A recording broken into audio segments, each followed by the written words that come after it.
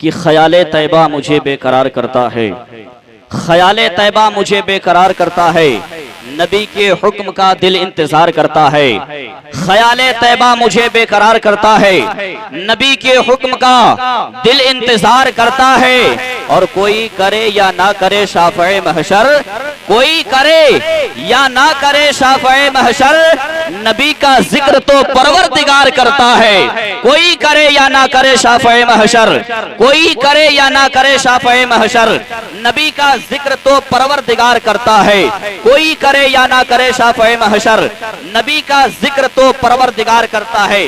माशाअल्लाह आप हज़रात बेदार हैं, मगर माइक बार बार जो है बेदार नहीं हो पा रहा है। आप हज़रात बिल्कुल तैयार हो जाएं, क्योंकि जिस खतीब का इंतजार हम सरे शाम से कर रहे थे, अब उनकी बारी आ गई है। सिर्फ आप हज़रात अपने जज्बे को बेदार करें। इसलिए हम जो है यकीनन अगर अपने जज्बे को बेदार रखेंगे तो हमें इस तकरीर को सुनने के बाद सिर्फ ऐसा नहीं कि इस वक्त सुने और इधर से सुनकर निकाल दिए, ये आवाज आपको सुबह तक नहीं बल्कि परसों तक गूंजती हुई नजर आएगी आपके कानों में।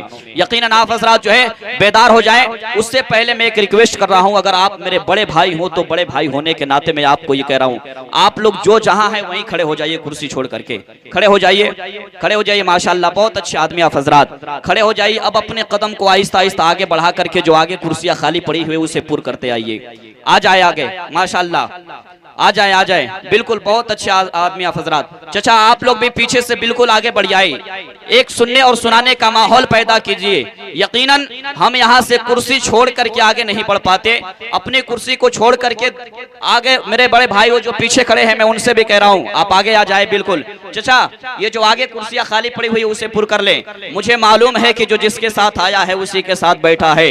हर एक आशिक सुनने यहाँ नबी की नात बैठा है, और जरा मालूम कीजिए ये कुर्सियां खाली पड़ी है क्यों? मुझे तो लगता है यहाँ कोई जिन्नात बैठा है। अगर आपको ये लग रहा हो तो बिल्कुल आप वहीं बैठे रहिए, लेकिन एक भाई होने के नाते मैं आपसे बार बार रिक्वेस्ट कर रहा हूँ, ये आगे एक कुर्सी खाली पड़ी हुई है, एक कोई भाई आगे से आकर के इस कुर्सी को पूर्ण कर ले। यकीनन सुनने और सुनाने का एक माहौल पैदा कर ले। हम तो कुर्सी छोड़ करके आगे नहीं बढ़ते। सोचे यार वो फलस्तीन के सरजमीन पे मुसलमान कैसे हैं जो अपने जानो माल की इज्जत और आबरू जो है ना करके बल्कि बैतुल मुकद्दस के लिए अपना गर्दन कटाते हुए नजर आ रहे हैं। फलस्तीन के सरजमीन से एक बच्चा उठ करके आवाज दिया था कि अपने ही खून में नहाने की कसम खाई है। तमाम दर उलमाए कराम के कदमों के बरकतों को हासिल करते हुए अपने ही खून में नहाने की कसम खाई है, लाश पे लाश उठाने की कसम खाई है, और बोला फलस्तीनी बच्चा सुन इजराइल हमने मस्जिद अक्सा को बचाने की कसम खाई है। बोला फलस्तीनी बच्चा सुन इजराइल हमने मस्जिद अक्सा को बचाने की कसम खाई है। और जब हम फलस्तीन की बात करते हैं तो कुछ लोग यूं कहते हैं कि तेरा रिश्ता फलस्तीन से क्या है।